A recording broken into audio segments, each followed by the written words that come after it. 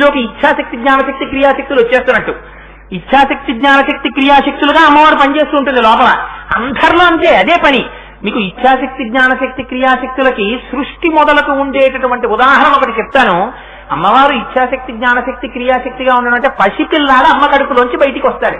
వాడికి ఆకలి వేస్తుంది. వాడికి ఏం తెలుసు చెప్పండి? ఏం చేస్తే వాడి కడుపు నిండుతుందో వాడికి ఏమైనా తెలుసా? వాడికి ఏం తెలియదు.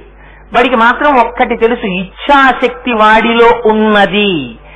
ఆకలి వేస్తోంది కడుపులో, ఏదో పొయ్యాలి, పొయ్యకపోతే ఇది నిండదు, ఇది నిండకపోతే నాకు బాధగా ఉంది. కానీ భాష వాడికి తెలియదు. వాడిలో ఏదీ లేని తనమని మీరు అనడానికి వీల్లేదు. వాడు ఏడిచ్చాడు ఆకలిస్తోంది కాబట్టి. అంటే వాడి లోపల కోరిక ఉంది, అందుకని వాడు పాలు కావాలి కాబట్టి ఏడ్చాడు. అమ్మ వచ్చింది, పక్కన పడుకుంది, స్తన్యం ఇచ్చింది. వాడికి తెలుసా అమ్మ స్తన్యాన్ని నోట్లో పెట్టుకుని కొనవడం అనేటటువంటి దాన్ని వాడు ఇంతకు ముందు చేయలేదు. మొట్టమొదటిసారి జగత్తులోకి వచ్చినటువంటి శిశువు అమ్మ స్తన్యాన్ని నోట్లో పెట్టుకోవడం కూడా వాడికి చేత కాదు.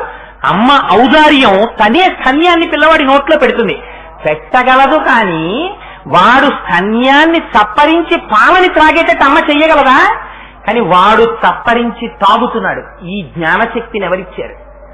ఇలా చేస్తే పాలు నా నోట్లోకి వచ్చి నా కడుపు నిండుతాయనే భావన వాడిలోకి జ్ఞానముగా ప్రకాశింపచేసిన